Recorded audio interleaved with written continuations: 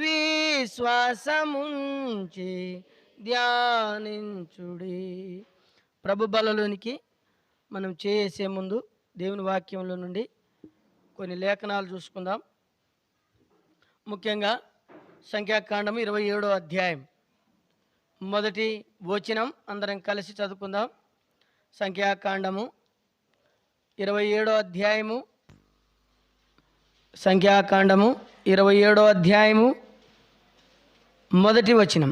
అప్పుడు యోసేపు కుమారుడైన అందరం కలిసి మనషే వంశస్థుల్లోనూ సెలోపెహాదు కుమార్తెలు వచ్చిరి. సెలోపెహాదు హేసెరు కుమారుడును గిలాదు మనముడును మాకీరు మునుమనుడై ఉండెను. అతని కుమార్తెల పేర్లు మహలా, నోయా, హోగ్లా, మిల్కా, తీర్షా అనునవి. తర్వాత దేవుని వాక్యంలో నుండి ప్రకటన గ్రంథం 3వ అధ్యాయం, ప్రకటన గ్రంథం 3వ అధ్యాయము మరి మొదటి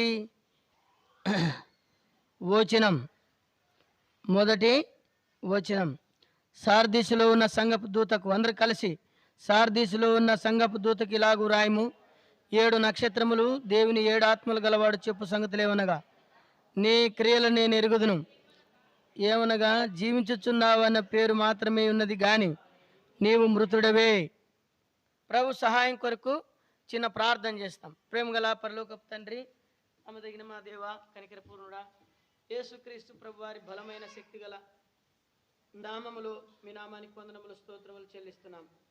పరమ తండ్రి, నిలబడిన దాసు నన్ను నీ సెలువు చాటు మరుగు చేసి సిలువ వేయబడిన యేసును తప్ప మనుషుడు ఎవడును కనపడకుండా ఉండడానికి దయ చూపించమని కేవలము నన్ను నీ బూరగాను మాత్రమే వాడుకోండి. ప్రభువా, మీరు మాట్లాడండి. నేను మాట్లాడితే వింటారు, విడిచిపెడతారు. నువ్వు మాట్లాడితే వింటారు, నేర్చుకుంటారు. ప్రభువా, నేను మాట్లాడితే బాధపడతారు, నువ్వు మాట్లాడితే వారి జీవితాలు కట్టుకుంటారు. మనిషిని మాటలు అవసరం లేదు. ప్రభువా, నీ మాటలు అందించమని, నీ సహాయం అనుగ్రహించమని, విరుగొట్టమని, నీ వాక్యం చేత మమ్మల్ని నలకొట్టమని వేడుకుంటూ యేసు ప్రభు నామములో ప్రార్థించి వేడుకుంటున్నాం తండ్రి, ఆమేన్. ఈ భాగంలో సంఖ్యాకాండంలో మనం చదివినటువంటి భాగం 27వ అధ్యాయం మొదటి వచనం. ఇక్కడ సెలోపెహాదు యొక్క కుమార్తెల గురించి మనం చదువుతున్నాం. సెలోపెహాదు యొక్క కుమార్తెల్లో మొదటి కుమార్తె మహలా గురించి మనం ధ్యానించినాం. అయితే ఈరోజు రెండో కుమార్తె పేరు నోయా.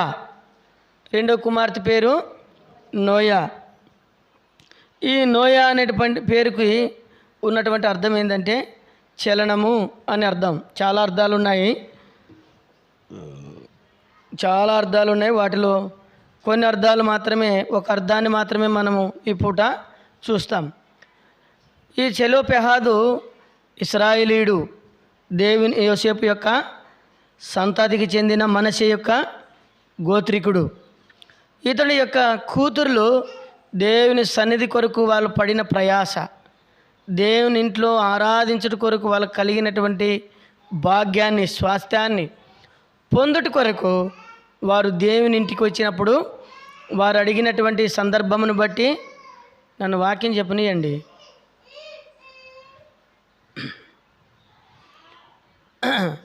కాబట్టి దేవుని ఆరాధించుట కొరకు వచ్చేటువంటి సందర్భమును బట్టి వారు దేవుని ఇంట్లో పొందేటువంటి ఆశీర్వాదమును కొరకు వారు ఏగినారు, వారు వ్రేగిలు పడ్డారు, వారు మోషే దగ్గరకు వచ్చి మొరపెట్టుకున్నారు. కాబట్టి అందుకనే పరిశుద్ధాత్మ దేవుడు వీళ్ళకి రాశాడు, వీళ్ళ పేర్లు రాశాడు. ఈ పేరు రాసినాడు అంటే దాంట్లో ఎంతో చాలా ఆత్మీయమైనటువంటి మనం పాఠాలు నేర్చుకోవాలని. కాబట్టి మనం పోయిన వారములలో మనము చూసినాం కదా. ఏం చూసినాము చెప్పండి, ఏం చూసినాము? పోయిన వారంలో మహలా అనేటువంటి పేరుని గురించి, ఆమె కుష్టి గలదని, ఆమె రోగగలదని, ఆమె బలహీనమైనదని మనం చూస్తూ వచ్చినాం. అయితే ప్రియులారా, ఇక్కడ రెండవ పేరు మనం చూసినప్పుడు ఈ పేరు నోయా అనగా చలనము గలది. లేదా బలహీనమైనటువంటిది, నడుచుట, తర్వాత తిరుగాడుట, మరి కునుచుట, కునుకులాడుట, తర్వాత ఇంకా ఏం రాయబడిందంటే తణుకులాడుట, ప్రయాస గలది, భారము గలది, తర్వాత మరి స్నేహితురాలు, ఇవన్నీ అర్థాలు వస్తాయి. అయితే వాటిలో మొదటి అర్థం ఏంటంటే చలనము. వాస్తవానికి ఒకప్పుడు చలనము లేనిది, ఒకప్పుడు ఎలాంటిది చెప్పండి? చలనము లేనిది. తండ్రి దేవుని మందిరంలో మరి దేవుని ఆరాధిస్తూ తన కాలమును బట్టి, తన పాపమును బట్టి చచ్చిపోయినాడు. కాలం అయిపోయింది, కాలంలో ఆయన వెళ్ళిపోయినాడు. వెళ్ళిపోయిన తర్వాత వాళ్ళకి ఆరాధించే స్థలం లేదు. వారు తండ్రి యొక్క స్వాస్థ్యాన్ని పొందేదానికి అధికారం లేదు. ఎందుకంటే పురుషుడే అధికారం పొందాలా, ఆడపిల్లలకు హక్కు లేదని చెప్పేవాళ్ళు. అప్పుడు వాళ్ళ 5గురు కూడా ఎందుకు లేదు, మేము మా తండ్రి స్థానాన్ని భర్తీ చేస్తాం, మేము ఆయన పిల్లలమే, మా నాయన ఏదో ద్రోహం చేసి చనిపోలేదు, తన పాపమును బట్టి చనిపోయాడు. విషయం ఏంటంటే విచిత్రమైన సందర్భం ఏంటంటే ఇతడు ఎప్పుడు చనిపోయినాడంటే దాతాను, అభిరాములు, కోరాహులు అనేటువంటి మోషే మీద తిరుగుబాటుతనం చేసినప్పుడు వాళ్ళతో కలవలేదు. అయినా కలవకపోయినప్పటికీ వాళ్ళ దగ్గర పోయినందున చనిపోయినాడు. కలవలేదు. శిక్ష చెప్తారు కదా, శిక్ష చేసినోనికే కాదు చూసినోనికి కూడా ఉంటుంది అన్నట్టు. ఈయన ఏం చేసినాడు, తనే పాపం చేయలే, పాపం పోయి వాళ్ళు జరిగే సందర్భాన్ని చూసినాడు, ఈయన కూడా చచ్చిపోయినాడు. అందుకనే 5 మంది బిడ్డలు వాళ్ళలో చెప్పినటువంటి మాట ఏంటంటే, మా నాయన పోగొట్టుకున్నటువంటి స్వాస్థ్యం మేము ఖచ్చితంగా పొందుకోవాలి. సరే, ఇప్పుడు చలనము. ఈమె ఒకప్పుడు చలనం లేనిది ప్రభువుని ఎరిగేటువంటి భాగ్యం కలిగింది, చలనం కలిగింది. కారణం ఏంటంటే ప్రభు సన్నిధికి రావాలనేటువంటి ఉద్దేశం, ప్రభు కోరుకునేది అదే. అందుకనే తార్దీసులో ఉన్నటువంటి సంఘమును గురించి ప్రభు మాట్లాడిన మాటల్లో 7 నక్షత్రములు దేవుని 7 ఆత్మలు గలవాడు చెప్పు సంగతులు ఏమనగా, నీ క్రియలను నేను ఎరుగుదును, ఏమనగా జీవించుచున్నావని పేరుంది కానీ మృతుడివే. చాలాసార్లు మనము దేవుని బిడ్డలమే కానీ చలనం ఉండదు. చలనం అంటే ఏమి? అక్షరార్థంగా చూసుకుంటే కొన్ని విషయాల్లో మనం చలనం ఉండదు. ఏదో వస్తున్నామంటే వస్తున్నాం, పోతున్నామంటే పోతున్నాం, రావాలంటే రావాలా, పోవాలంటే పోవాలా, సంఘ బాధ్యతలు అవసరం లే, సంఘంలో ఎవడు చచ్చిపోయినా మనకు అవసరం లే, ఏదో ఉంటే తిందాం, పోతే పోదాం, చలనం అనేటువంటిది లేదు. కానీ దేవుని వాక్యంలో మరి అట్లా ఒప్పుకోదు వాక్యం. నువ్వు ప్రభు కొరకు ఏదైనా శ్రమపడాలి. నేను నీ కొరకు నా ప్రాణాన్ని అప్పగించినాను, నీ కొరకు నేను ఇదంతా చేసినాను, నా పరలోకాన్ని వదులుకున్నాను, భూమికి వచ్చినాను, శ్రమపడ్డాను, మరణం పొందినాను, తిరిగి లేచినాను, ఇదంతా నీ కొరకు చేసినాను, అయితే నీవు నా కొరకు ఏం చేసినావు అని అడుగుతాడు దేవుడు. దేవునికి కావాల్సింది మనం కూడా ఏదైనా దేవుని కొరకు చేసి ఒక శేషాన్ని విడిచిపెట్టిపోవాలా. ఒక శేషాన్ని తయారు చేసి దేవుని కొరకు విడిచిపెట్టి వెళ్ళాలి. అది దేవుడు కోరుకుంటాడు. ఓకే, మనం రక్షించబడ్డాము అయిపోయింది, మనం మందిరానికి వస్తున్నాం అయిపోయింది, ఏదో ఆరాధనకు వెళ్తున్నాం, ఆదివారం ఆరాధన చేస్తున్నాం అయిపోయింది కదా. చాలా రకరకాలుగా మనం ఉంటాం. అయితే దేవుని నమ్ముకున్న తర్వాత కోపము, ద్వేషము, అసూయ ఇవన్నిటి పూర్తిగా చచ్చిపోయింది. అలా పూర్తిగా చచ్చిపోయినప్పుడే ప్రభు మనలో పనిచేస్తాడు. అందుకని మనం నిన్న వారంలో బ్రదర్ చెప్తూ ప్రేమ, దీర్ఘశాంతము కదా, మంచితనము, దయాలత్వము ఇవన్నిటి గురించి చెప్తూ వచ్చినాడు ఆయన. కాబట్టి దేవుని బిడ్డలైనటువంటి మనము సారథి సంఘంలో పేరుంది దేవుని బిడ్డలే, కానీ ఏమైందంటే దిగంబరులుగా ఉన్నారు, ఆత్మీయంగా దిగంబరులుగా జీవిస్తున్నారు. ఆత్మీయంగా ఇక్కడ రాయబడినటువంటి మాటలు ఏంటంటే సచ్చిన వారుగా ఉన్నారు. పైకేమో దేవుని బిడ్డలు, కానీ ఆత్మీయ జీవితంలో వారి క్రియలన్నీ దేవుడు ఎరుగునంట. మీరు పేరుంది కానీ ఎట్టున్నారు మీరు కాబట్టి ఏమో ఒకప్పుడు చచ్చిపోయిన జీవితం ఇప్పుడు ప్రభువుని ఎరుగుడు ద్వారా చలనంలోనికి వచ్చింది, తిరిగి లేగలిగింది, ఇప్పుడు ప్రభువుని సేవించగలిగింది. మనం కూడా అక్షరాంతంగా చూస్తే భూలోకంలో మన ఆత్మీయ జీవితాన్ని నష్టపరిచేటువంటి చాలా ఉన్నాయి. అయితే కొన్ని 3 విషయాలు చెప్తా. 3 విషయాలు మొట్టమొదటిది, ఏశావు చేసినటువంటి పెద్ద తప్పు ఏంటంటే మొదటికే వచ్చింది ఆయనకి శాపం, మొదటికే తెచ్చుకున్నాడు. ఆయనకి ఏమంటే తిండి అంటే మహాప్రేమ ఆయనకి. వింటున్నారా? తిండి అంటే ఏమిటి ఆయనకు? మహాప్రేమ. వినండి, ఎజ్రా ఇక్కడ చూడండి. తిండి అంటే ఏశావుకు ఏం చెప్పండి, కుర్చీలో ఉన్న వాళ్ళు వినండి వాక్యం. ఏశావుకు మహాప్రేమ అంటే తినడం తప్పని కాదు, దేవుని వాక్యం అట్లా ఎప్పుడు ఒప్పుకోదు. కష్టం చేసి తినాల కదా, తినని వాడేవుడు చేసిన కష్టం తినని వాడేవుడు ఆకలి కొని అనే వాక్యంలో కూడా రాయబడింది. సరే, దేవుని పిల్లలకి మొట్టమొదటిగా దేవునికి ప్రాముఖ్యత ఇవ్వమంటాడు దేవుడు. దేవుని తర్వాతనే మనం ఏదైనా చేయాలి. దేవుడు ఎవరిని ఉపవాసంతో పెట్టాడు. మనం ఉదాహరణ చూసినప్పుడు మార్క్స్ వార్త 6వ అధ్యాయంలో 5,000 మంది పురుషులను రాయబడింది. అక్కడ చాలా చిన్న పెద్ద కలుపుకుంటే 15,000 మంది పైన ఉన్నారని చరిత్రకారులు బైబిల్ పండితులు చెప్తారు. అయితే 3 దినాలు వాళ్ళు వాక్యం విన్నారు, 3 దినాలు కూడా ఏం తినలేదని రాయబడింది. వాళ్ళు ఎట్టున్నారు ఏం కదా వాళ్ళకే తెలిసాల. మన 12 గంటలకే సుక్కలు కనపడతాయి కదా. మనకు 12 గంటలకి ఏమవుతుంది, ఎప్పుడు ముగిస్తాడా ఇంటికి పోదాం రా నాయన అనుకుంటాం మనం. వాళ్ళు మూడు రోజులు వాక్యం విన్నారు. 3 రోజుల తర్వాత వారు పోతుంటేనే మూర్ఛిల్లు పడిపోతారేమో అని ప్రభు వారికి మరి ఆహారం పెట్టినట్టుగా మనం చూస్తాం.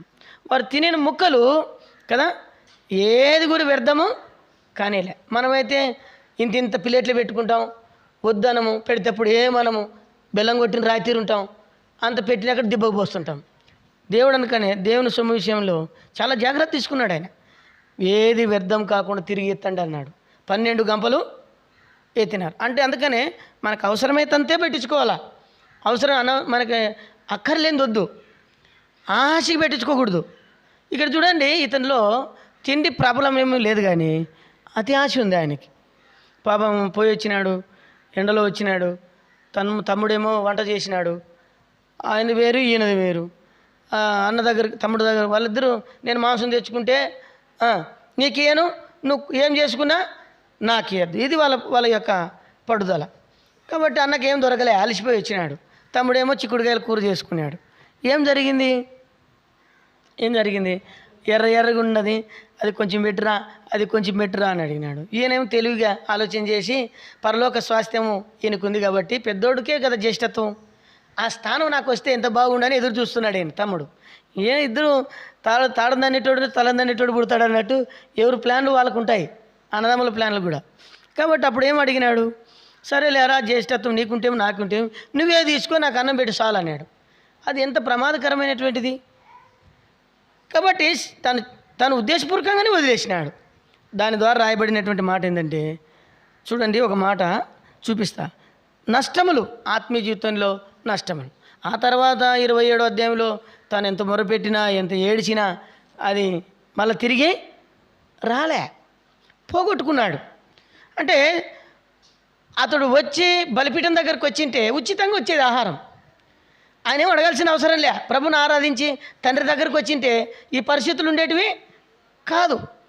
కానీ ఆయన మొదటిగా స్థానం ఇచ్చింది దేనికంటే మనం తిన్న తర్వాత లెబ్బ చూసుకుందాం అనుకున్నాడు. కానీ దాని ద్వారా చిన్న పాపమే, సులువుగా చిక్కులు పెట్టు పాపమే ఎంత నష్టాన్ని తీసుకొచ్చిందంటే చూడండి. ఒక మాట 34వ వచనం 25వ అధ్యాయం ఆదికాండంలో 34వ వచనం చదవండి. 34వ వచనం 27వ వచనంలో ఆహారం తిన్నాడు, ఆ ఎర్రగా ఉన్న కూర తిన్నాడు.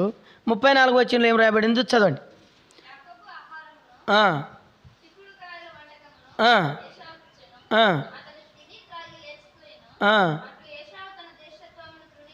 చూడండి, అలాగా ఇప్పుడు చలనం లేనివాడుగా ఉన్నాడు. ఆత్మీయంగా ఏమి లేదు ఆయనకి, చలనం లేదు.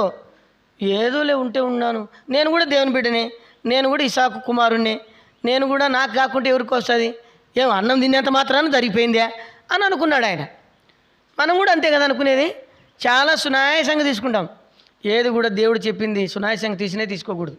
చూడండి, అందుకనే అలాగున తృణీకరించుకున్నాడంట. ఇప్పుడు దేవుడు ఎట్లా విడిచిపెడతాడు కదా, యాకోబునే దీవించినాడు. యాకోబు గురించి అక్కడ రాయబడింది ఏంటంటే యాకోబు సాధువై ఇంట్లోన ఉన్నాడు. సాధువుగా ఉన్నాడు ఆయన అంటే అర్థమైంది, దీనుడుగా ఉన్నాడు. దేవుని కార్యాలయం సంతోషించాడు. ఆహారం కంటే బయట దొరికే ఫాస్ట్ ఫుడ్ కంటే దేవుని ఇంట్లో ఉన్నదే తినాలని ఇష్టపడ్డాడు. దేవుడు నాకు పెడితే చాలు అనుకున్నాడు. అందుకనే చిన్న విషయంలోనే, తిండి విషయంలో కానీ చిన్న విషయంలో కానీ యాకోబు ఎంతో జాగ్రత్త పడ్డాడు. అందుకని యాకోబు ఎంతో దీవించబడ్డాడు. చాలామంది ఎట్లుంటారు చూడండి. ఫిలిప్పీ పత్రికలు పౌలు అపోస్తలుడు రాశాడు చూడండి ఒక మాట, 3వ అధ్యాయం 19వ వచనం. 3:19 త్వరగా చదవండి. నేను స్పీడ్గా చెప్పాలనుకున్నాను మీకు అర్థం కావడానికి. చూడండి ఏమన్నాడు అక్కడ, నాశనమే వారి అంతము, వారి కడుపే వారి దేవుడు. ఈనాడు మనము అలాగగా జీవించే వారం కాకూడదు. మన దేవుడు కడుపు కాకూడదు, కానీ మన దేవుడు ఆకాశమందు ఉన్నవాడు. నాకు పెద్దగా ఫస్ట్ టైం తెలియదు. మనం కడుపు కాలినంత మనకు మంచిదంట. మనం ఏమనుకుంటామంటే కడుపు కాలితే గ్యాస్ పడుతుంది ఏమనుకుంటాం. షుగర్ పేషెంట్లకి అయితే అనారోగ్యం వస్తుంది ఖచ్చితంగా. మామూలుగా ఉన్న వాళ్ళకైతే ఎంత ఆకలిగా ఉంటే అంత గుండెకి మేలు, ఎంత ఆకలికుంటే అంత ఊపిరితిత్తులకు మేలు, ఎంత ఆకలికుంటే అంత శరీరానికి మేలు. జీవన అంటే ఆరోగ్యంగా ఉండడానికి జీవన రసాయనాలన్నీ కూడా ప్రయోజనం కలిగిస్తాయంట. మనలో ఉన్నటువంటి కొవ్వు పదార్థాలన్నీ కూడా ఏమైపోతాయి, కరిగిపోతాయంట. చూడండి ఎంత చక్కని. అందుకని ప్రభు ఎక్కువగా దాన్ని ఏం పెద్దగా ప్రేమించకండి, అవసరానికే తినండి అదే చెప్పాడు, కానీ ఎక్కువ దాని గురించి. అందుకనే పౌలు అపోస్తలుడు కూడా అన్నాడు వారి కడుపే వారి దేవుడు. తర్వాత రోమపత్రికలో కూడా ఆ మాట రాయబడింది. వారు ఆ మాట బోధకుల గురించి రాయబడుతూ ఆ మాట అన్నాడు. చదవండి ఒక మాట, రోమపత్రిక 16లో 18వ వచనం. 16:18 క్లుప్తంగా చెప్తాను కాబట్టి. ఆత్మీయంగా చలనం లేని జీవితాలు ఎట్లుంటాయనేటువంటి మాట చెప్తున్నా. అట్టి వారు మన ప్రభువైన యేసుక్రీస్తు కాక తమ కడుపుకే దాసులు. అట్టి వారు ఇంపైన మాటల వలన, ఇచ్చకపు మాటల వలన నిష్కపటుల మనసులను మోసపురచదు. బోధలు నేర్చుకుంటారంట, బోధలు. ఆ మాటలు ఈ మాటలు చెప్పి కడుపు నిండితే చాలు. ఇది మన జీవితం అయితే మనం పోగొట్టుకుంటాం, ప్రభు దగ్గర ఏం పొందాం. అందుకనే వారి జీవితంలో చాలా నష్టపోయినారు. అందుకని యేసుప్రభు అన్నాడు సాతానుతో, తిండి కాదు ప్రాముఖ్యమైనటువంటిది. ఏమన్నాడు, దేవుని నోటి నుండి వచ్చి ప్రతి మాట వలన బ్రతకగలడు. దేవుని వల్లనే బతుకుతాడు మనుషుడు. ఆహారం వల్ల కొంతవరకు, దేవుని వల్లనే పరిపూర్ణమైనటువంటి ఆరోగ్యం మనకు ఉంది. సామెతల గ్రంథం 23వ అధ్యాయం చూడండి ఒక మాట, 23 సామెతల గ్రంథం 23వ అధ్యాయం మొదటి 3 వచనాలు చదవండి. చాలా వివరంతో కూడిన మాటలు చెప్పాడు అక్కడ. నీవు ఏలికతో భోజనం కూర్చున్నాడలా నువ్వు ఎవరి పక్షమున ఉన్నావో బాగా యోచించు. నువ్వు ఎవరి దగ్గర తిను, కానీ నువ్వు దేవుని పక్షంగా ఉన్నావా మరి వేరొక పక్షంగా ఉన్నావా ఆలోచించుకో అంటున్నాడు. మనం ఇద్దరం కలిసి తింటున్నామంటే ఆ తిండి విషయంలో కూడా దేవుని మహిమ పరిచేటువంటిది ఉండాలి. ఇప్పుడు ప్రైజ్లాడు చెప్పినాను అనుకోండి, నువ్వేం చెప్పాలా, ప్రైజ్లాడు. మనం ఇద్దరం ఒకరికొకరు ప్రైజ్లాడు చెప్పుకున్నామంటే మన ఇద్దరం కలిసినాం సమాధానం బట్టి ప్రభువుకి స్తోత్రం అనే మాట అర్థం. అది నేను ప్రైజ్లాడు చెప్పినాను అనుకో, నువ్వు ముఖం అక్కడ బురగలకలు తిప్పుకొని పోయినావు అనుకో, ఇంకేం ప్రైజ్లాడు చెప్పాలా, మళ్ళీ నాకు ప్రైజ్లాడు చెప్పలే కదా, ప్రైజ్లాడు చెప్పలే, నీకేంటి ప్రైజ్లాడు చెప్పాలా. నీకే అంతుంటే జీవం గల దేవుని సేవకులు, దేవుని సేవించేటువంటి వారు, అన్నీ విడిచిపెట్టి వచ్చిన వాళ్ళు చూడు, నువ్వు విడిచిపెట్టిపో, ఒక వారం పో, నీ సంసారం ఎట్టుంటుందో. అన్నీ కష్టంలో, నష్టంలో, ఇరుకులో, ఇబ్బందులో దేవుడు పిలిచినాడు, శ్రమకు, నష్టానికి, అవమానానికి తట్టుకోవడానికి. అయితే మనం చాలాసార్లు ఇద్దరం కలిసినామంటే ప్రభుకి సంతోషం బట్టి మనం వందనాలక్క మా కొరకు ప్రార్థన చేయండి, మా పిల్లల కొరకు ప్రార్థన చేయండి అని ఒక్కరోజైనా మన నోటి నుండి వస్తుందన్నమాట. దేవుని బిడ్డలమే చాలామంది మనం కలిసినామనికి 3వ వ్యక్తి గురించి మాట్లాడతాం. అవసరమా మనకు ఎట్లాంటివి? అవసరమా? మనమైతే పెద్ద పరిపూర్ణం అనుకుంటాం, పరిపూర్ణం ఎవరు కాము. కాబట్టి దేవుని బిడ్డలు అనేటువంటి మనము ఇలాగున బలహీనపరచబడేటువంటి వారంగా ఉన్నాం. నువ్వు భోజనానికి చేసేటప్పుడు కూడా నీ ఎదుటిన్నవాడు పరిపూర్ణమైన విశ్వాసే కాదని ఆలోచించుకొని కూర్చోవాలట. అక్కడ రాయబడినటువంటి మాట, నువ్వు ఏలుకతో భోజనం చేస్తున్నావు, వాడు ఎలాంటి వాడో ఆలోచించుకొని కూర్చో. నువ్వు ఏ ఊరి పక్షంగా ఉన్నావు.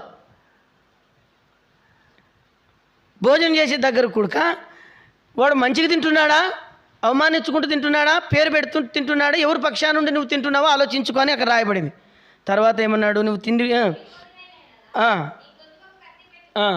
3వ వచనం, అతని రుచిగల పదార్థములు ఆశింపకము, అవి మోసపుచ్చు ఆహారం.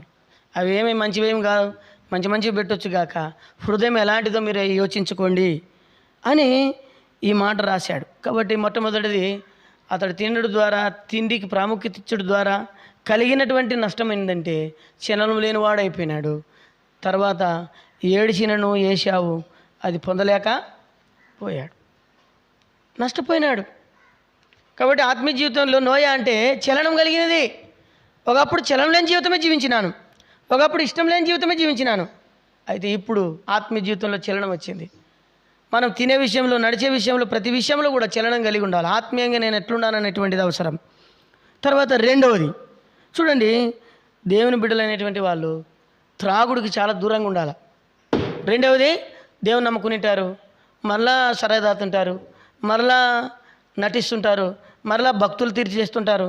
అలాంటి వాళ్ళు చాలా ప్రమాదకరం. ఇది కూడా చలనం లేని జీవితమే. ఉదాహరణ చెప్తాను. అబ్రహాం తన తమ్ముని కుమారుడైన లోతు ఎక్కడ పోయినాడు? సొదొమ గొమొర్రాకు పోయినాడు. సొదొమ అంటే సంఖ్యల చేత బంధించబడింది అని అర్థం. వెళ్ళిపోయాడు, వాళ్ళతో కలిశాడు. ఇతడు నీతిమంతుడే, కానీ చిన్నగా తాగుడు అలవాటు నేర్చుకున్నాడు. వాళ్ళు చేసిన పాపం ఏం చేయలే, వాళ్ళు మాట్లాడిన మాటలేం మాట్లాడలే.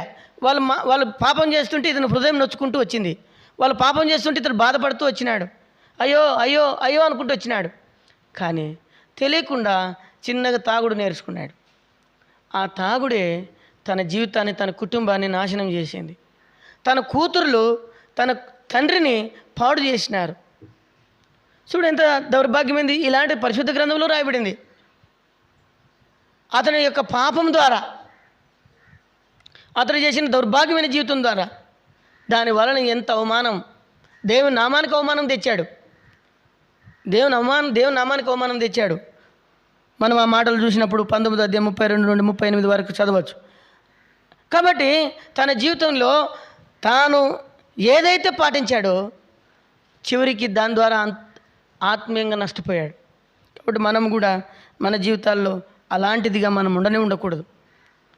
అందుకనే దేవుని వాక్యంలో రాయబడింది, మత్తులైనను త్రాగుబోతులైనను దేవుని రాజ్యమునకు వారసులు కారు. దేవుని నమ్ముకొని త్రాగి సుఖిస్తే చాలా ప్రమాదం ఉంది.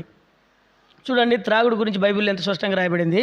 రండి, సామెతల గ్రంథం 23వ అధ్యాయం, సామెతల గ్రంథం 23వ అధ్యాయం 29వ వచనం చదవండి.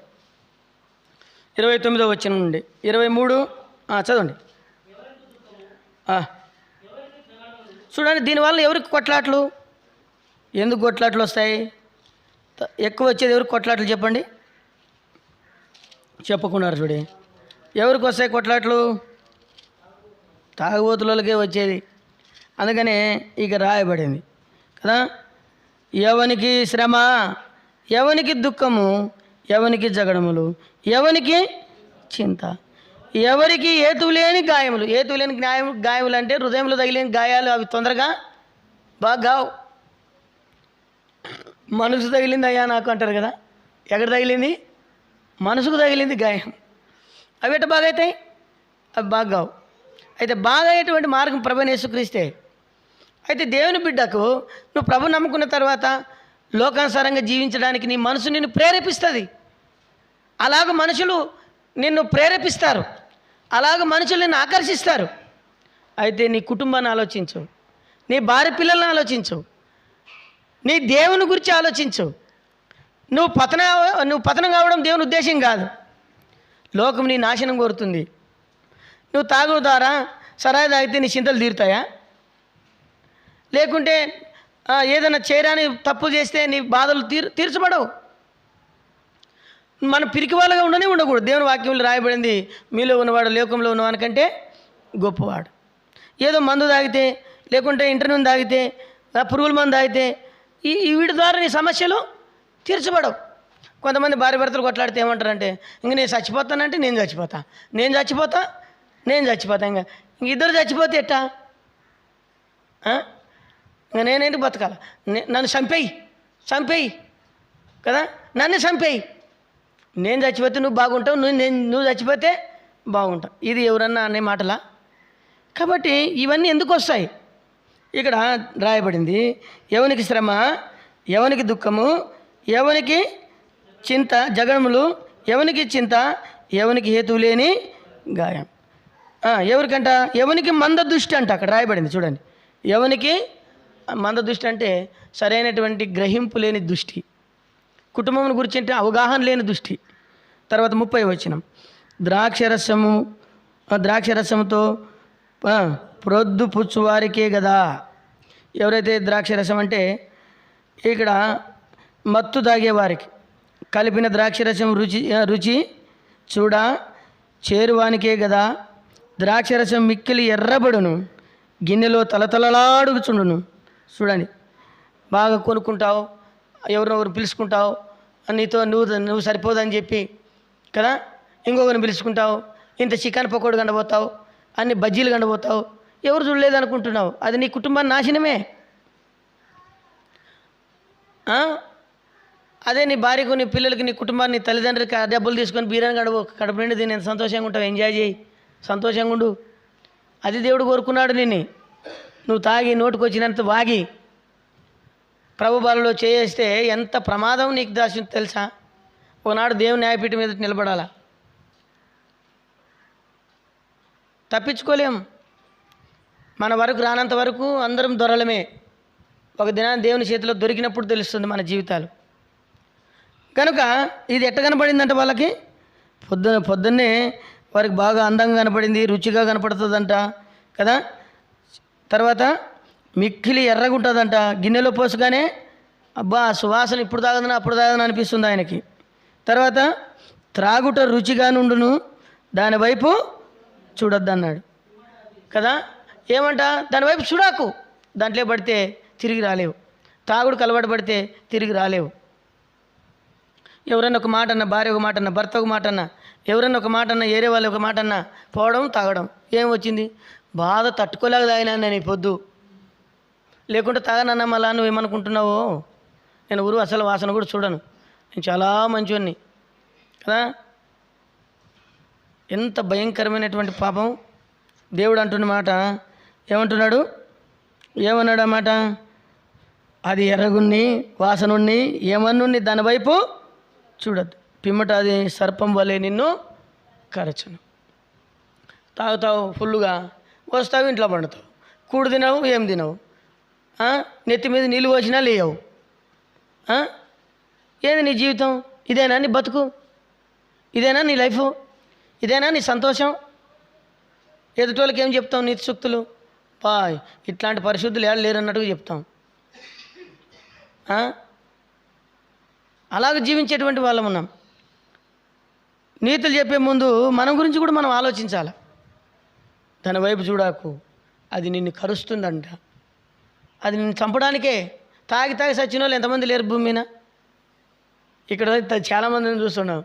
దేవునికి మహిమ కలుగును కాక. మా సైడు ఈ లూజు ఇది పోయారు, మీ కళ పోసినట్టు అది పోయారు.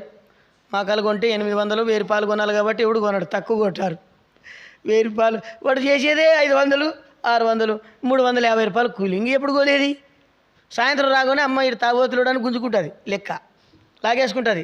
తెచ్చినావా, ఎంత వచ్చింది ఇవాళ కూలి? వాడు 300 పడితే 200 అని చెప్తాడు.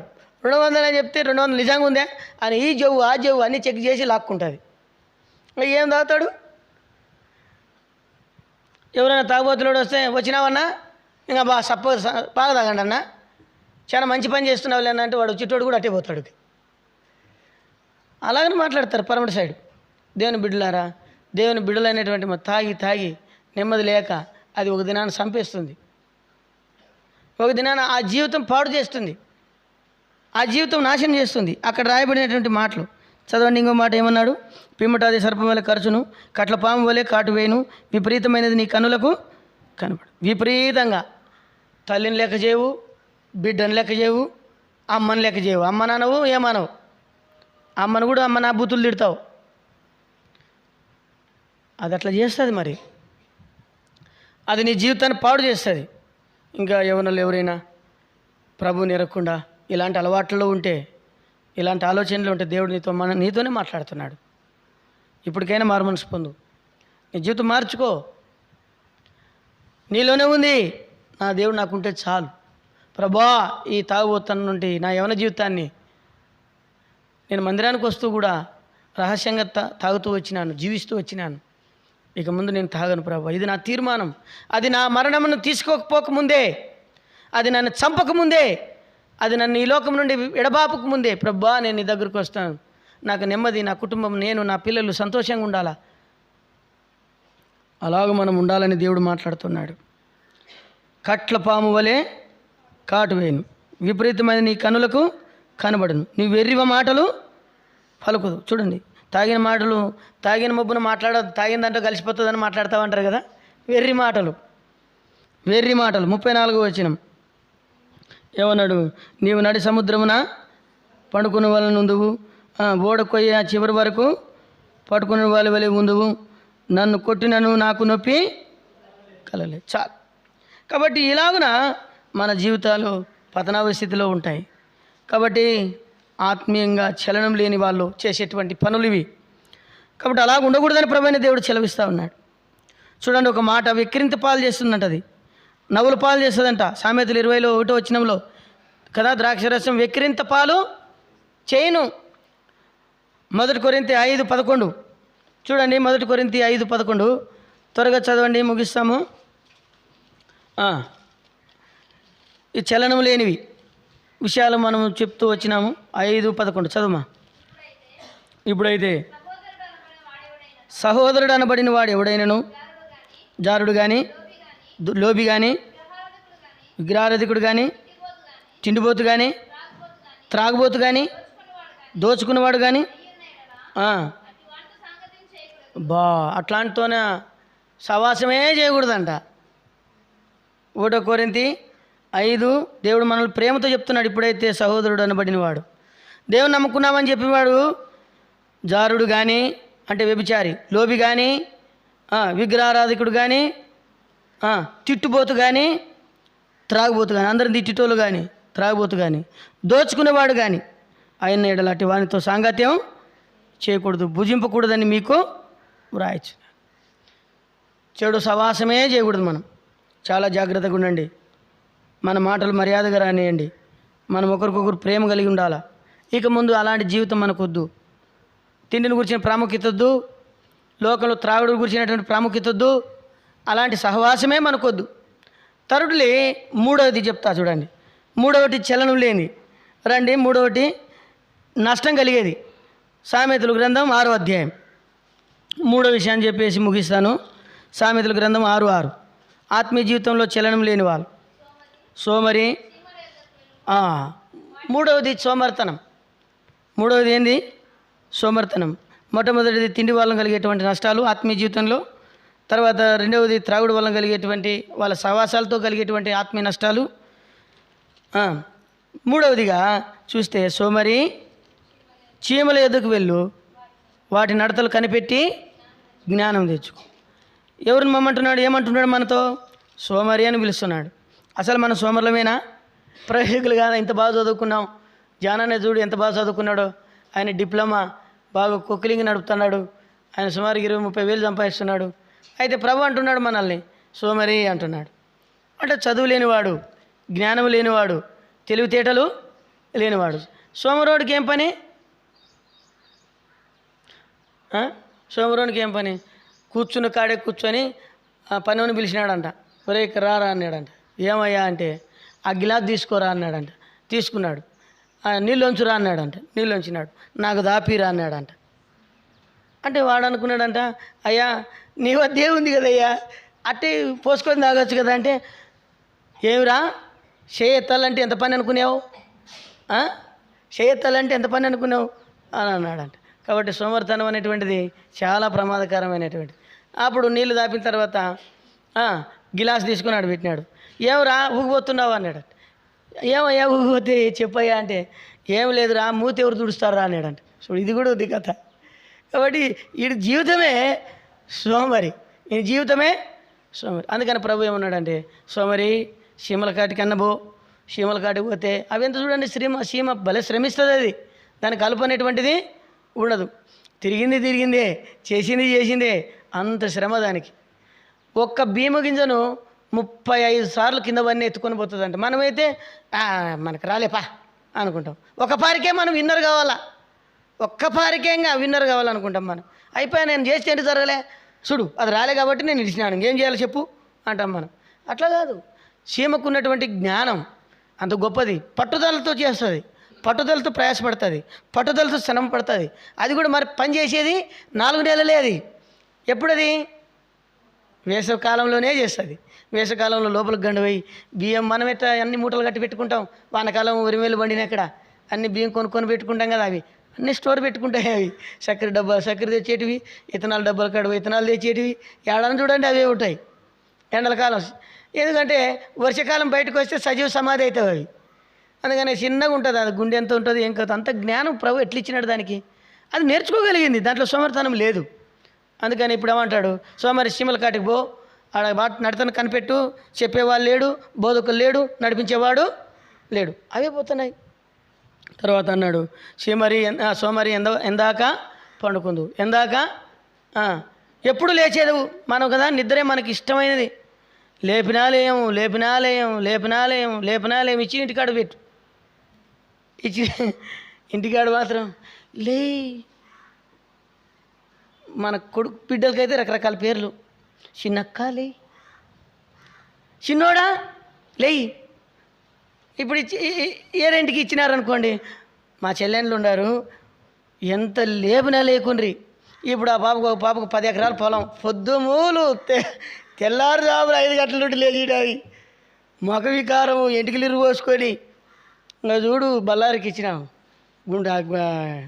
అది దానికి ఇచ్చినాం, గుడెకెళ్ళకి ఇచ్చింటే బళ్ళారిలో ఉండారు వాళ్ళు. ఏమంటే కోడి పిలితిరి నెలకు తెరుస్తుంది, ఈ పని చేయలేదు నాయనా, నన్ను ఎదిగి ఇచ్చినారు నాయనా. ఎప్పుడు లేసావమ్మా? పొద్దున్న 4 లేచినా అయిపోది. ఈడెంతసేపు అనుకుంటుంటివమ్మా?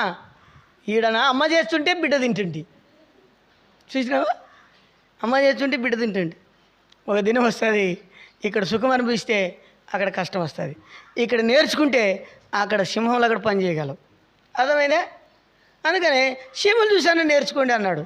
చీమలు చూసైనా నేర్చుకోండి. ఎక్కువ పండుకున్నట్టు ద్వారా కూడా దరిద్రం వస్తుంది, అది కూడా వాక్యంలోనే రాయబడింది. చూడండి సామెతల గ్రంథం 12వ అధ్యాయం 27 వచనం, త్వరగా 12:27. సోమరి చూడండి 27వ వచనం, సోమరి వేటాడినను పట్టుకోడు. అది ఉంది, ఇది కావాలా అది కావాలని ఆశపడతాడంట, కానీ ఏది పట్టుకోలేడు. చురుకుగా ఉండుట గొప్ప భాగ్యం. చురుకు ఉండాల, చురుకుతనం లేకపోతే ఏం సంపాదించుకోలేవు, ఏం రూపాయి కూడా మిగలదు కదా. మంగళవారం ప్రార్థన అంటే ప్రార్థన చేసేటప్పుడు రావాలా, అదే చురుకుతనం. మన చురుకుతనం ఇశ్రాయేలీలు అంటే అర్థం ఏంటంటే చురుకుతనం కలిగిన స్త్రీలు అని అర్థం. వంట చేసే దాంట్లో కానీ పని చేసే దాంట్లో కానీ పని ముందు ఉండాలా, వీళ్ళు దేవుని బిడ్డలయ్యా అనాలా, అట్టు ఉండాలి చురుకు. మన చురుకు లేచేది లేటే, చేసేది లేటే, పనికి పోయేది లేటే, ప్రార్థనకు వచ్చేది లేటే, అన్నం తినేది లేటే, ప్లేట్ కడిగేది లేటే, పండుకునేది లేటే. ఏం చెప్ప మన చురుకుతనం? ఎట్లా సంపాదించుకుంటావు? సంపాదించుకోలేవు, రూపాయి కూడా వెనకేసుకోలేవు. మీకు అవసరమైతే సామెతల గ్రంథం 31వ అధ్యాయాన్ని మీరు చదవండి ఇంటికి పోయినక్కడ. చురుకుతనంగా ఎట్లుండాలో అక్కడ పరిశుద్ధాత్మ దేవుడు రాశాడు.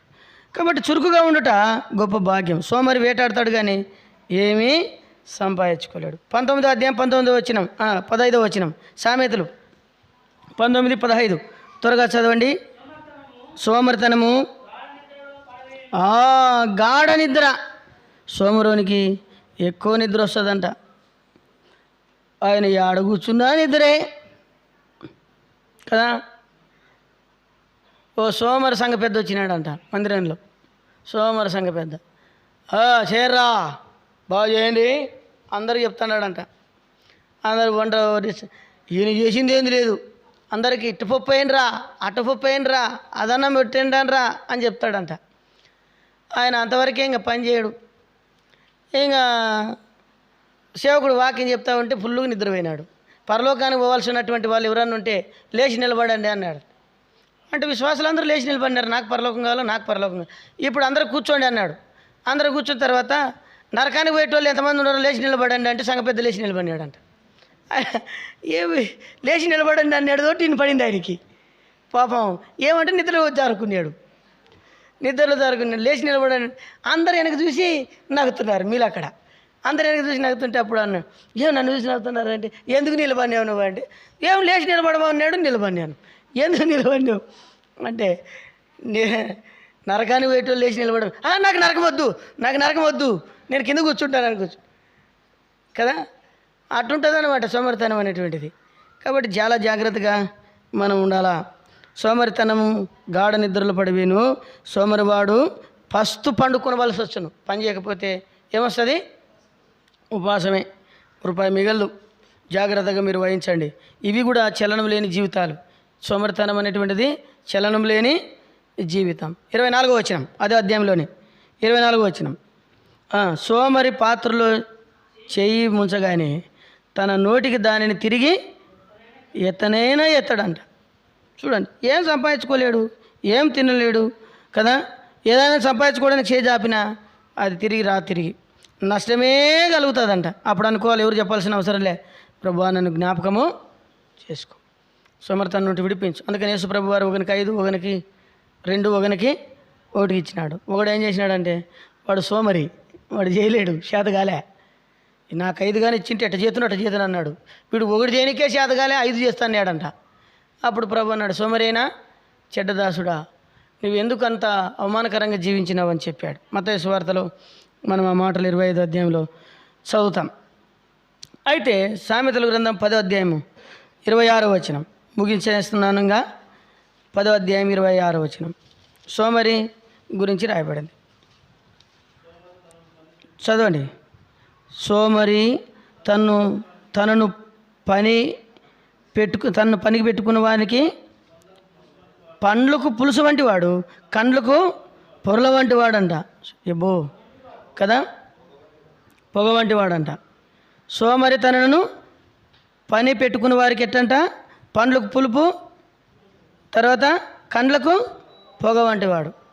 ఉగన పెట్టుకుంటే కదరా అని బాధపడతాడంట పని చేసేటాడు. కాబట్టి సోమరి వేటాడినాను. అక్కడ 11వ వచనంలో 6వ వచనం నుండి చదివితే, సోమరి ఎంత కష్టపడినాను ఏమీ సంపాదించుకో. 3 విషయాలు చెప్పినాను. తిండి వలన ఆత్మీయంగా నష్టపోతాం, త్రాగుడు వలన ఆత్మీయంగా నష్టపోతాం, సోమరితనం వలన ఆత్మీయంగా చలనం లేని వారంగా అయితే. ఇప్పుడు చూడండి, నోయ అంటే చలనం కలిగినది.